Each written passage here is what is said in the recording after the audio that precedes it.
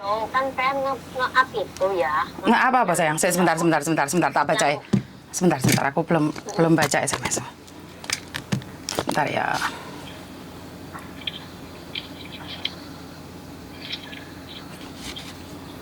Oke. Nah, itu kan dia kan, saya kan kaget waktu pengen nge-up tentang cowok itu. Pas berkebetulan ada yang WhatsApp saya ngirimin foto. Ceritanya gini, ini Mbak Nati kan lagi ngurus surat perceraian. Nah, terus ketemulah sama cowok itu, mengaku sebagai staf KJRI lah, seorang pengacara lah, gitu kan. Nah, setelah dia udah memberikan datanya ke si cowok ini, dia kebingungan. Mungkin melihat statusnya Mbak Yuni ya, itu dia mungkin kebingungan. Akhirnya dia tanya ke saya, Kak, tolong bisa minta tolong nggak bantu saya, dia bilang gitu. Saya kebingungan, kenapa Mbak, saya kan lagi ngurus surat cerai nih, terus saya minta tolong sama orang yang bilang katanya staf KJRI dan seorang pengacara yang bantuin anak OS lah segala macam, pokoknya dia Terus. Nah, terus saya langsung OTW tanya KJRI, ada buktinya nggak Mbak? Ada ini nomor telepon lah, KTP kan gitu. Terus telepon ke KJRI nanyain, mohon maaf Bapak, apakah staf KJRI ada yang namanya ini, KTP-nya tak kirimin. Dan KJRI langsung jawab, nggak ada Mbak. Nah, saya balik tanya Mbaknya, Mbak ini staf KJRI nggak ada yang seperti ini. Terus gimana data saya, kan dia bingung. Waduh, terus. Terus dia telepon, pokoknya saya nggak mau tahu, pokoknya data saya kembalikan, nanti saya laporkan gitu ya. Terus dikembalikan, itu ya langsung cepet ya dikembalikan. Dan dia sebelum itu kejadian itu ya seperti yang Mbak itu, bahwa ini cewek dijanjikan dinikahin. Oh, terus? Dinikahin. Terus? Nah, dinikahin, tapi dia nggak mau. Saya nggak mau karena saya lagi ngurus surat cerai. Terus dimintain duit kalau nggak tahu, nggak salah berapa, 8.000 atau berapa gitu ya. Waduh. Nah, terus untungnya dia udah cerita kayak gitu, terus baru saya ngeliat, kok ada kisah cowok ini mirip yang diceritain ke saya di channel TikTok, YouTube, Facebook. OTW saya cari, mukanya sama ya. Tanya lagi sama yang bersangkutan, Mbak, apakah ini orang yang kamu sebutin? Dia bilang, iya betul-betul ya Tuhan, untung aja data saya udah kembali. Kan saya langsung OTW tanya KJRI itu. Nah, terus ada yang inbox ke saya, coba laporin kalau ini bukan masalah kena. Kan awal mulanya kan PA nih, yang maaf. Nah, saya bilang kalau kasus kayak gini harus dikumpulin semuanya. Betul. Saya cuma ada nomor, yaitu yang saya kirimin ke PN itu KTP-nya dia, nomor TV-nya ada, nomor TV-nya ada, nomor Indonesia ada. Oke. Nomor TV-nya bersangkutan. Oke. Saya ingin memastikan gini, apakah orang ini yang sedang dikasuskan atau bukan, kok dilihat fotonya kok sama, dan dari pengakuan yang bersangkutan ini sama Mbak. Iya dia. Oh iya, maka dari itu kan kita cari korban-korbannya, termasuk Mas Sandro juga kan mencari korban-korbannya. Dan ini ada satu fotonya siapa yang nggak tahu, yang nggak ditutupin mukanya ya. Karena ini fotonya itu sudah sebenarnya bukan saya nyebarkan, ini foto ini sudah menyebar di seluruh dunia persilatan ya. Jadi kita nggak bisa nyetop. Iya. Karena apalagi foto telanjang itu ada di saya, foto nggak pakai baju itu banyak di saya. Wah, banyak sekali, tapi tak dilitin karena saya pribadi tidak mencari masalah, karena saya tidak ingin menjatuhkan siapapun. Kita harus cari oknumnya, dan saya itu lagi ngumpulin orang-orang yang speak up, makanya kita kumpulin, kita viralin. Karena orang ini kan 2016 pernah dilaporkan pada KJRI, tapi kenyataannya masih tetap. Dan ada anak yang dari Taiwan tuh hamil 7 bulan. Oh, sorry. Sudah melahirkan anak 7 tahun. Oh, sekarang umurnya sudah 7 tahun. Jadi petualangan dia itu dari 2013 di Hong Kong sini. Iya. 2013. Betul. Nanti saya screenshot ya. Kalau belum saya hapus, saya sudah melaporkan ke KJRI, menanyakan dia kan katanya staf KJRI. Terus saya juga ada nomor teleponnya si cowok ini, si masnya ini. Ada rimbanya itu, saya ada nomor teleponnya. Itu KTP-nya cuma mukanya ke separuh, nggak jelas. Saya minta dibilang karena dia bilang mukanya memang seperti ini Mbak, katanya gitu. Itu bukan orang sana Mbak, itu orang Surabaya. Dia juga punya KTP Jember, juga punya KTP Surabaya, Tangerang. Jadi sudah banyak KTP yang masuk ke saya. Jadi kita nggak bisa melacak, Mas Yan. Oh gitu. Sebetulnya saya pingin nelpon ke PEAN, tapi kan kalau telepon kan langsung YouTube. Sedangkan saya ini kan dari serikat, saya nggak mau saya nanti terus di up, saya nggak mau kayak gitu. Aku sekarang lagi live. Aku sekarang lagi live. Kemana? Aku sekarang itu lagi live. Karena aku sekarang lagi live. Soalnya masalahnya gini, ini cowok dari pengakuan yang bersangkutan itu dia memang udah banyak korban begitu. Makanya kalau korban yang lapor di jenengan nggak speak up, kita nggak bisa gerak. Karena saya itu awalnya kalau KJRI kan tidak bisa membacklist ini orang masuk Hong Kong. Kalau saya pribadi, kita kumpulkan semua datanya karena saya sudah pegang paspornya dia. Saya sudah ada paspornya dia. Karena paspor masuk Hong Kong kan itu lebih penting, mah. Daripada KTP kan lebih penting paspor kalau masuk Hong Kong. Nah, saya itu nunggu orang speak up dan kita bawa dia ke kantor polisi. Siapa aja yang sudah dibohongin dan modusnya seperti apa. Dan setidak-tidaknya agar laki-laki ini tidak masuk Hong Kong, itu aja. Masalah perkembangannya bagaimana, kita serahkan nanti ke Indonesia. Kita nunggu orang Indonesia yang jadi pengacara yang mau membela TKW, itu aja. Oh, jadi pertanyaan, benar orangnya ya, tapi kok mukanya kinclong di tempatnya Ben daripada di tempatnya saya nih? Luar arek ngeditnya kan pinter-pinter, wong saya nggak ngedit, soalnya saya nggak bisa ngedit, mah. Itu kan bukan saya, YouTube, Facebooknya, TikToknya. Saya cuma pegang aja. Iya, jadi kinclong sekali mukanya. Terus aku bilang gini, ini di Mbak Yuni kok sampai diaduin ke saya ya, tapi dia bersyukur sekali datanya kembali Mbak Yuni. Setelah saya bilang, wah syukur loh. Ini bukan staf KJRI, ya datanya langsung dikembalikan Mbak. Kembalikan. Syukur. Posisi dia sekarang ada di Indonesia kalau nggak salah. Iya, bulan 2 ini barusan pulang Indonesia Mbak. Karena bulan 1, bulan 1 kan kumpul kebo sama salah satu anak saya, dan anak saya hamil sekarang. Kok ya pada gampang sekali itu gimana ceritanya? Apakah dia mempunyai ilmu pelatihan yang tinggi atau apakah dia mempunyai ilmu yang luar biasa hingga segitu banyak korban? Tidak. Modusnya satu Mbak, kita kesepian, habis itu laki-laki ini memberikan kita makanan, kita didatengin, disuruh sholat, jangan lupa sholat ya, jangan lupa ngaji ya, habis itu ini tak beliin mukena, tak beliin baju lah. Wanita mana yang tidak terkonyong-konyong kotor? Tapi kan masalahnya gini loh Mbak Yuni, masalah kok begitu mudahnya itu yang ditidurin terus dinikahin sampai ada yang nikah, itu ceritanya bagaimana? Ya karena kita memang kan di sini kan kesepian tuh Mbak, mengharapkan seorang imam yang baik, bener nggak?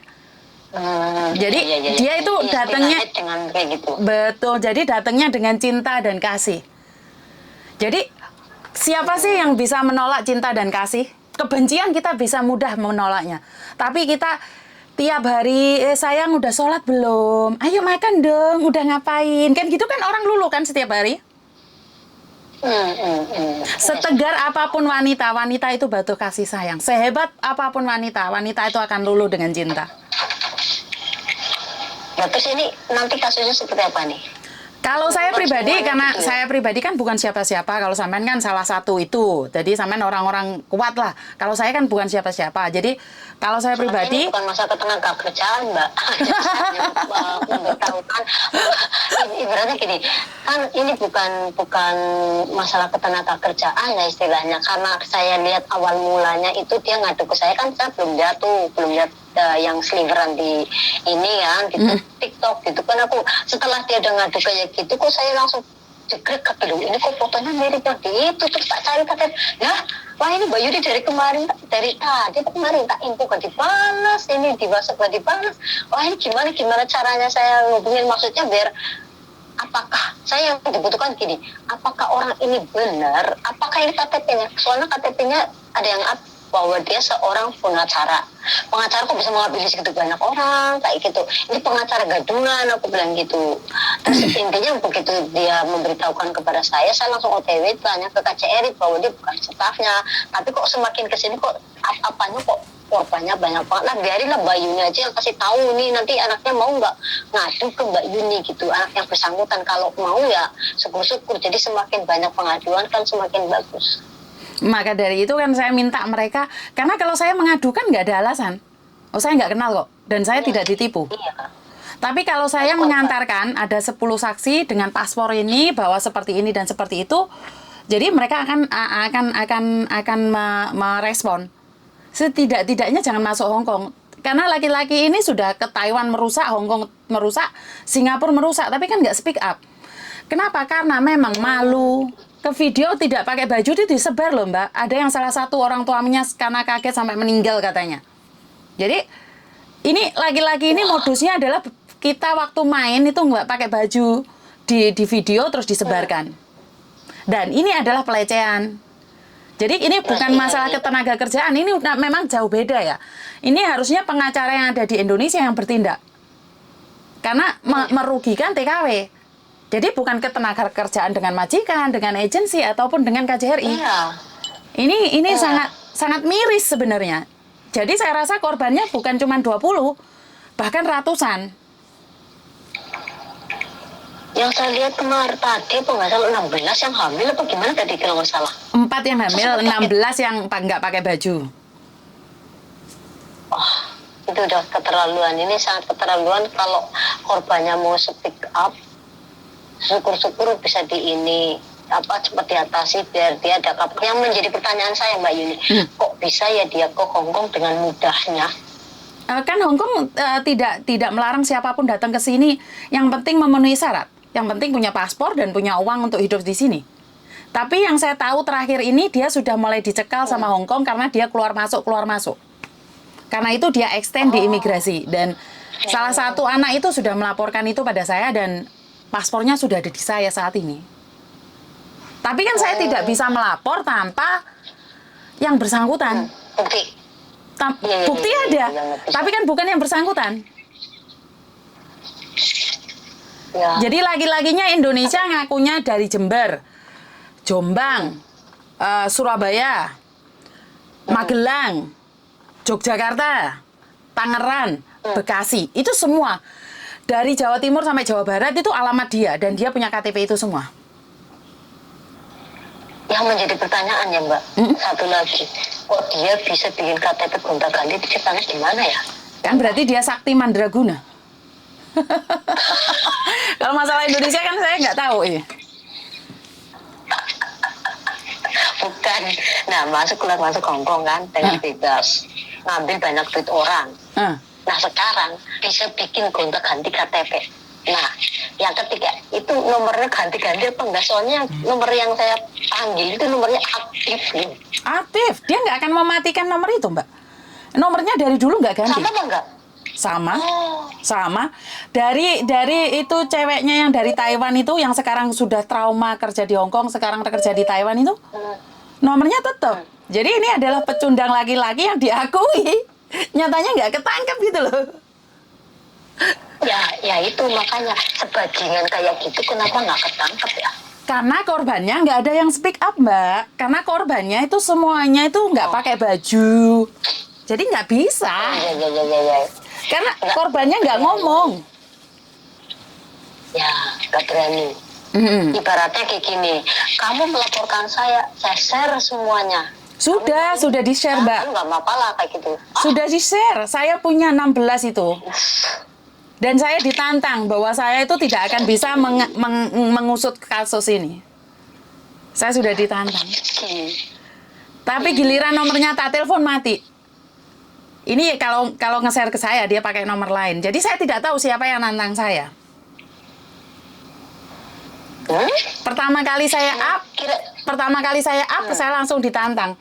Kalau kamu perempuan, video teman-temanmu ini semuanya maka saya akan serahkan. Dan ini adalah pelanggaran undang-undang kan? Undang-undang IT ya? IT. Betul, tapi nyatanya nggak bisa melapor tuh. Banyak orang yang melapor katanya suruh bayar malah. Jadi saya menunggu. Pencemaran nama baik IT kan udah dihapus kalau di Indonesia. Ngerti, tapi setidaknya beberapa perempuan jadi korban loh Mbak.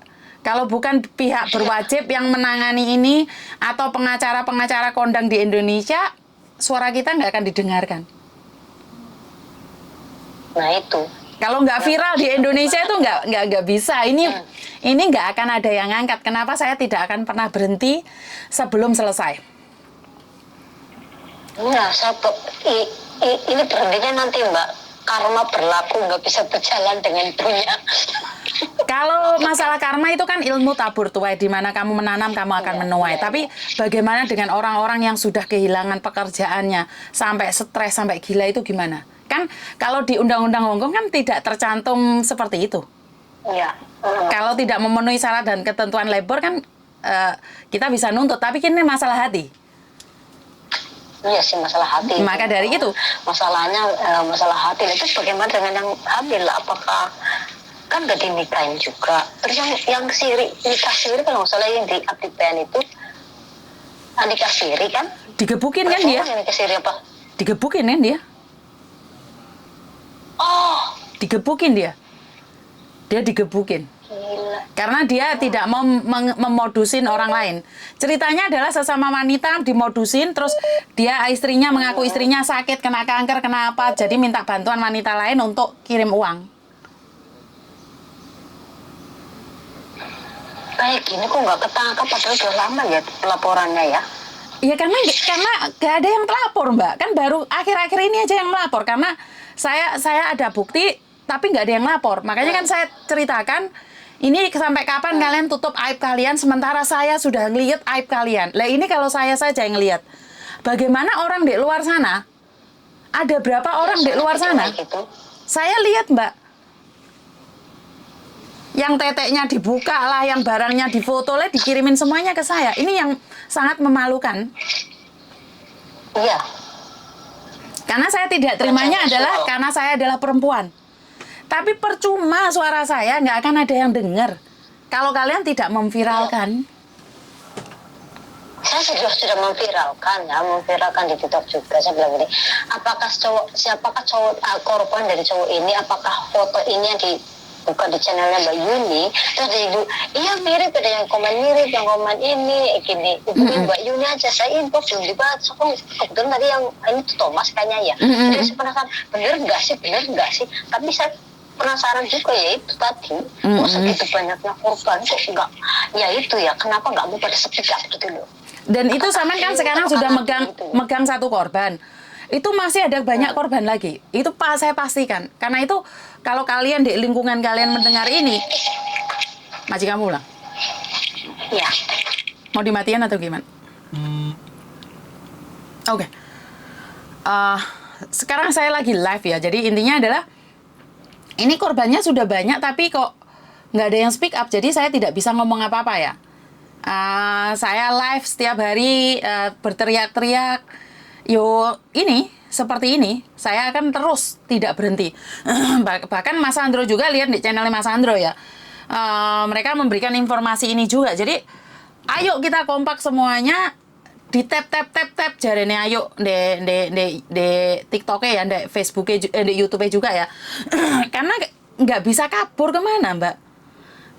Ini siapa meneh telepon ini? Halo? Halo? Halo Mas Yuni. Kenapa Mbak ya? Saya